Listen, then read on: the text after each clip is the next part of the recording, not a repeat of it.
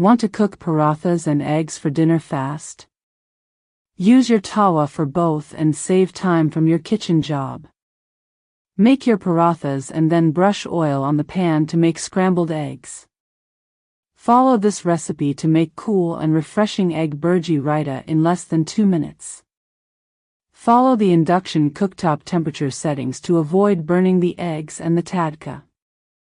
Use the warm mode for the tadka to avoid burning the butter and the curry leaves. Do not add hot and tangy spices to this egg preparation. The yogurt and tomatoes do the job. This is also a kid-friendly recipe.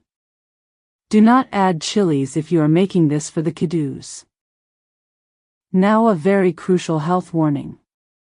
Do not store this food in the fridge or at room temperature. Serve fresh to avoid bacterial growth and health hazards.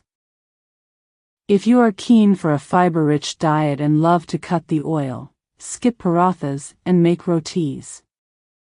However, fry the eggs first before the rotis. Rotis leave a thick black film of wheat flour on the tawa surface.